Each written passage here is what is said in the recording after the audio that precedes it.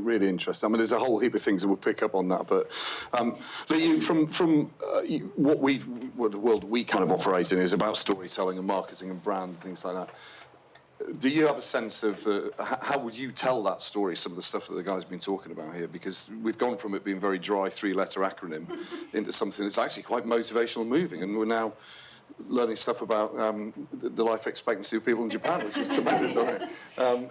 What's your take on that? Yeah, for me it's about making things real. Storytelling is about putting a person, we all know the bigger issue and the bigger problem when it comes to climate change and ultimately a lot of the reasons we're doing this, but that doesn't necessarily get through to people, or they get it and they go, oh, I'm scared, but I have no idea what to do. So it's making it real and actionable for the individuals that you want to make change, and bringing in that personal story and for an individual, because even though it may be a personal story for them, that story probably resonates with the rest of the employees, for example. And I think there's a real opportunity to kind of go back to your point about the kind of the team element. ESG, as far as my understanding of it, is, you know, from a reporting investor point of view, it's all the numbers. And now I think we're going into a stage, or at least I really hope, where we're starting to bring employee engagement into it and hearing their stories and having them contribute. Like, I've spoken to people where they've said, we're at the stage where we want to engage our employees with our ESG strategy. How on earth do we do that? It's like, well, don't try and engage them in what you're doing.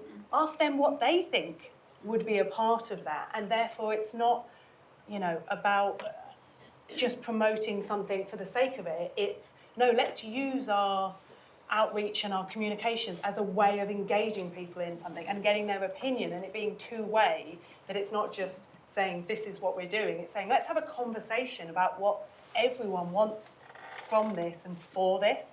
Yeah. And I think that's where there's an opportunity in ESG that as yet hasn't necessarily been tapped into, because I mean, to be honest, there's a, you know, you have to mention the greenwashing, and I think whenever you mention marketing, and it came up in our discussion earlier, didn't it? When we mention marketing and storytelling, people go, oh yeah, but that kind of, you've got to be careful because of greenwashing, and you're absolutely right? But this is where there's a difference between marketing to try and sell stuff, which kind of, you could say, well, goes against all this social value, responsible businesses, and going, well, let's just talk about the good stuff we're doing. And, oh, wait, we haven't got anything good to talk about. Oh, God, we're struggling with this marketing campaign. Okay, right, so maybe we should put some good things into action, because then we'll have some real stuff to talk about. And that's what I believe in, is not marketing to sell stuff. It's, if you can't produce good marketing, it means you're not doing good stuff. Right. So do good stuff, just document it, and then it becomes really easy. And the driver to do that is that customers and consumers and the population at large care. And so that's the reason. It's not just to hawk stuff, it's because people buy things from companies they believe have values that align to their own. And so you have to find yourself into that space. And what's quite nice is that it's quite a hot topic of people being called out, and people can tell nowadays if you're being inauthentic, and social media and video content is changing. Like, how much content we consume, and you know, the internet consumes in general, of just people doing stuff on their phone versus someone could spend thousands and thousands on a professional video and it gets no views because it's clearly a professional video that's been edited. It's like, no, put something a bit more rough and ready and people will believe it. Because it is true. It's really clear. Excellent. The Environmental Business Network is here to help all businesses adapt to and benefit from the very different economic and environmental futures we all face.